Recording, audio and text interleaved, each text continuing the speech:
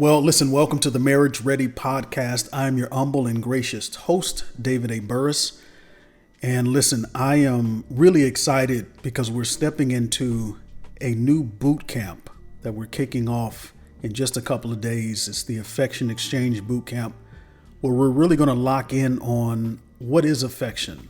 Why is it so important? Why are we missing it? What happens when we don't have affection in our marriages and relationships? What do women need? What do men need? How do we communicate that? We're going to cover a lot of ground over the next 4 weeks. But I wanted to do a special podcast episode because I realized we're not going to be able to cover everything.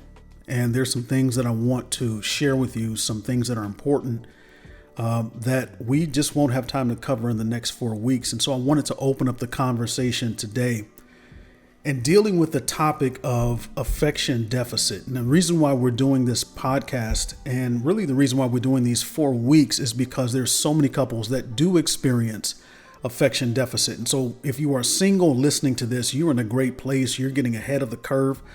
You're going to be so prepared for your marriage, your future marriage, when it does happen for you. And if you're married, this is great because you're going to get some tools and strategy that's going to help you really dive deeper and connect on a deeper level in your marriage and relationships. So for the next few minutes, I want to just deal with what happens when there's an affection deficit in a relationship. What happens when there's an affection deficit in a relationship? Grab your notebook, grab your pen, grab your paper, get ready to write. We're going to have some fun. And I'm going to tell you more about Marriage Ready when we meet in our boot camp. But for now, we're going to deal with affection deficit. So in order to really understand what it looks like to have an affection deficit, we need to define what is an affection deficit. And I'm going to define it for you. And if you want to write this down, if you're taking notes, that's great. But an affection deficit is the emotional and physical gap that forms when love, when warmth, when touch, when intentional care, when all of those things are absent or inconsistent in a relationship. That's when you find yourself with an affection deficit. And it's not just a lack of romance. An affection deficit is really the lack of emotional nourishment. I want you to hear that. It's not just a lack of romance. When you think about affection deficit, it's not just that you stop bringing flowers or that you stop running my bath or that you stop planning dates. Those are the byproducts of affection deficit. The real truth is that an affection deficit is most pronounced by stating it's a lack of emotional nourishment. It is when you stop nourishing your relationship. It's when you stop nourishing one another. And so I want to share with you 7 things that happen when affection is missing from a relationship. 7 things that happen when affection is missing from a relationship. And again, this foundation that we're laying is really creating the basis for what we'll build on over the next 4 weeks, and the reason why we're doing this whole 4-week boot camp on affection.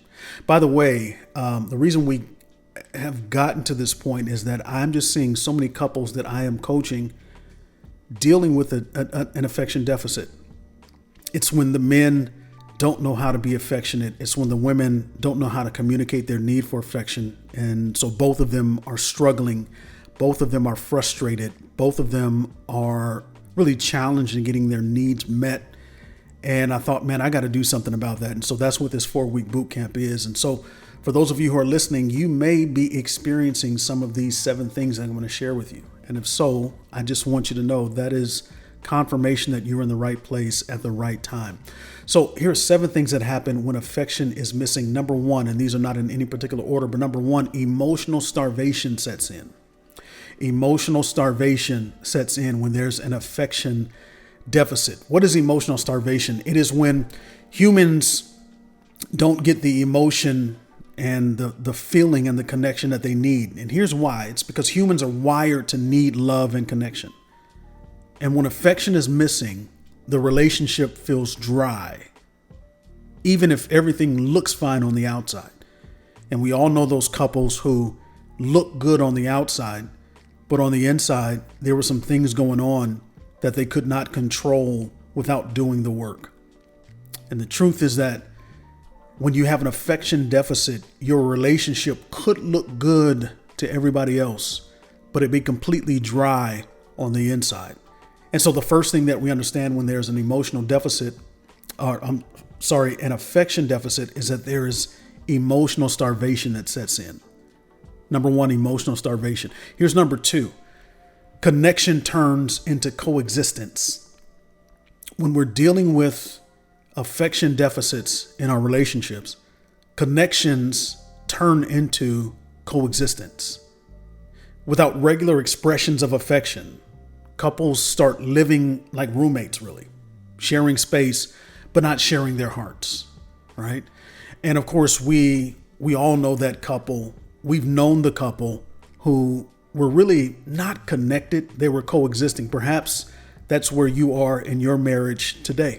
It could be why you're leaning into this podcast and why you have joined the challenge, because you have experienced some deficits in your affection, which has turned into emotional starvation and turned into coexistence as opposed to feeling connected. So emotional starvation, connection turns into coexistence. And I want to share with you number three. Again, I'm sharing 7 things that happen when affection is missing. Number 3 is communication absolutely suffers. Communication suffers when we have an affection deficit. And here's why. Affection helps people feel safe enough to be honest. Affection helps us feel safe enough to open up. And without affection, conversations become guarded, they become shallow, they become avoided altogether over time. And so we have to have affection because affection fuels communication. And quite frankly, communication fuels affection. When I'm affectionate towards you, I want to tell you, man, I love you. When I'm affectionate towards you, I want to show you, man, I want to serve you. And what happens is when I'm doing those things, you in turn communicate your appreciation, your understanding, you in turn communicate the value you are experiencing in this relationship. And if you're in a really loving relationship, you want to turn that same affection back on the other person. And when we don't have communication, we become guarded, we become shallow, we become silent, and we find ourselves in trouble. And so we understand that where there is an affection deficit, emotional starvation sets in, number 1. Number 2, connection turns into coexistence. Number 3, communication absolutely suffers. Number 4, here's a challenge. Resentment quietly builds. It's not loud, it's very quiet. When there's an affection deficit, one or both partners may feel like they're giving more than they're receiving. And what happens is unmet needs create unspoken tension. When I have an unmet need, when you have an unmet need and we're not talking about it, that becomes unspoken tension because we're carrying the need around. We're carrying the frustration around. And here's a challenge. Whenever I see you, I'm triggered by the thing you're not giving me. Whenever you see me, you're triggered by the thing I'm not giving you. Even more challenging is that we are in an environment where love is fantasized, if you will. And so you're watching social media and movies and all these things, and you're seeing things that, quite frankly, aren't really real, or they're not the full story. And what those things cause you to do is become resentful towards your partner or mate because they're not being Mr. or Mrs. Charming like you've seen on social media. And again, quite frankly, in most cases, that's not the reality of their relationship, or at least not the reality of their relationship all the time. But when we have an affection deficit, one or both of us can become resentful. We can become angry, right? We can harbor some things that we don't want to harbor, which impede on us moving forward even furthermore. So number 1, emotional starvation sets in. Number 2, connection turns into a coexistence. Number 3, communication suffers. Number 4, resentment quietly builds. I want to pause here just for a second to ask you a question. Have you ever experienced any of those 4 things in a relationship before? Have you experienced emotional starvation? Have you ever experienced coexistence because of a lack of connection? Have you ever experienced where your communication suffers because there's a lack of affection? or perhaps resentment quietly building because you're lacking affection. Again, I'm excited about this boot camp. These 4 weeks are going to be transformative. We're going to unpack some things. We're going to go deep. We're going to solve some problems. I'm suspecting that you're going to come out on the other side of this with not just more knowledge, but you're going to have more wisdom. Not just more wisdom, but you're going to have some strategy. And not just strategy, you're going to have better relationships, both current and future, because man, you're doing the work, you're leaning in. So I hope you're already excited about our 4 weeks together. I'm so excited. But I want to move forward. So number 1, emotional starvation sets in when we have an affection deficit. Number 2, connection turns into coexistence. Number 3, communication suffers. Number 4, resentment quietly builds. By the way, you've noticed already that I just keep repeating things. And the reason why I repeat them is not because I think you're stupid. It's because I know that we need to hear things over and over and over again for them to set in our spirit, set in our soul. And so I really want to infiltrate your thinking and infiltrate your thought and give you permission to think differently. And one of the ways that we do that is by repeating, repetitiveness. And so let me give you number 5. Here's the 5th outcome when we have an affection deficit in our relationship. Vulnerability begins to shut down. That's a dangerous place to be, because when I'm with you and you are with me, it is our vulnerability that really knits us together, if you will, because I know things about you and you know things about me, and we go deep with one another and we exchange things that other people don't know about us. And when affection's missing, vulnerability tends to go out the window, because here's why: I don't trust you. When affection isn't present, sharing emotions, it really starts to feel like a risk instead of a reward. People we protect, we hold, we withhold ourselves by emotionally withdrawing, because I don't feel safe with you, because you're not open to me and I'm not open to you. I want to give you an analogy. It's almost like if you went to a facility, a building, a store, a mall, or anywhere, and if it was locked and closed down, you hanging out outside, that works for a certain amount of time. But the reality is it becomes dangerous the later it becomes. Anytime you're locked out of a place, you suffer the risk of danger because you don't have covering, shelter.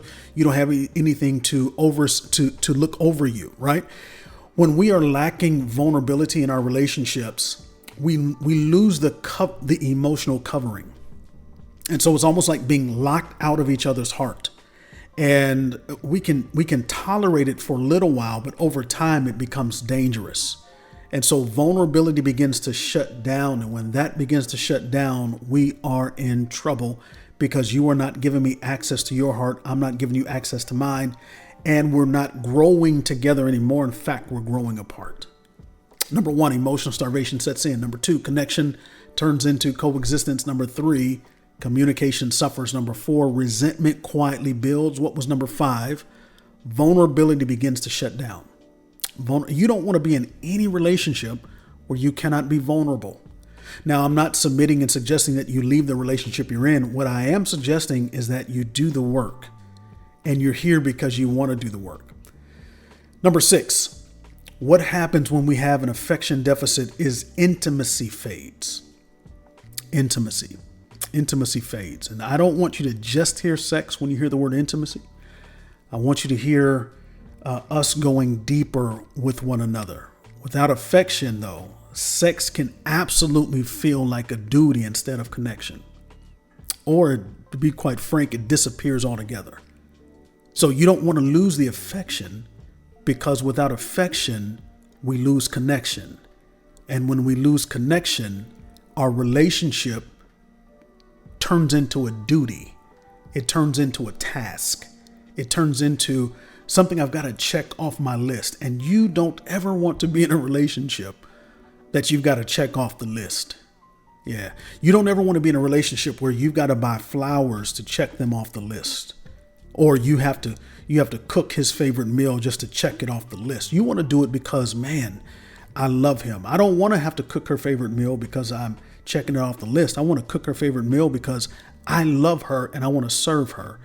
And when we're lacking affection, it becomes hard for me to go that extra mile to do the things that I would do for you when I am plugged into you and you are plugged into me. And so we have to be careful to guard our affection so that the intimacy doesn't fade. And so that the sex that we're having with one another feels more like lovemaking and less like a physical exchange or transaction. Ooh, that was heavy. Ooh, that's crazy. Anyway, number 7. Number 7. Y'all, I'm cracking me up. All right. Number 7. Let me get back on track. Number 7. So what happens? And here's our last and final one. And then I'll share these again, and then we'll meet on our first session to really go deep. Number 7. What happens when we have an an affection deficit is the need for validation goes elsewhere. Dangerous. Dangerous. The need for validation goes elsewhere. When someone doesn't feel seen, or when someone doesn't feel cherished, or when they don't feel valued at home, they may begin to crave attention. They may begin to crave affirmation, or even crave connection from other sources. And that's a dangerous place to put your spouse, your mate in, having to crave attention, affirmation, and connection from other sources. Now, I am not suggesting that you are to be their everything.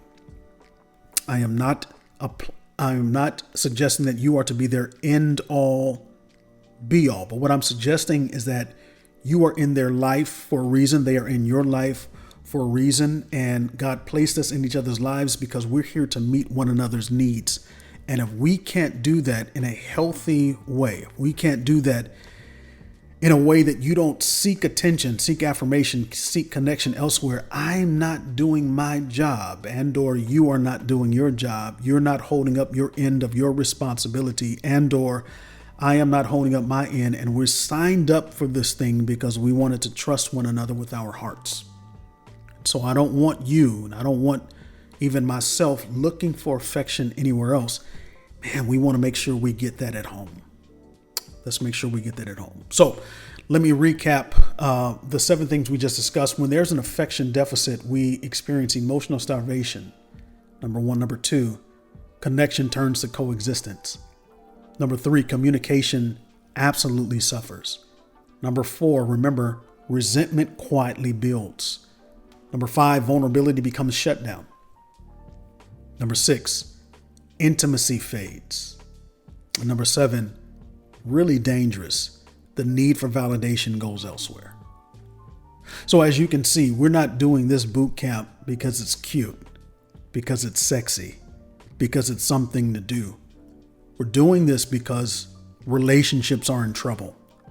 And we're doing this because wisdom is needed. We've got plenty of ideas. We've got plenty of talking heads. We've got plenty of voices that have an opinion, but we're lacking wisdom. And so what I want you to do is come prepared to receive and even to share wisdom. These next 4 weeks are going to be incredible. Now, for those of you who are not journeying with us through the entire boot camp, this first night is going to be impactful. Again, we open up one night for free just because, man, I just want as many people to get this information as possible. And so either, whether you're going the 4 weeks or you're just doing one night, I promise you, you're going to leave different than you came. So I'm looking forward to hanging out with you in just a few days. If you haven't already downloaded your worksheet, please download that worksheet. You can get busy on that even now before we even get into the session. And then once we get in session, we're just going to take off. All right. Have a powerful, powerful day. And remember, you have permission to think differently. Take care.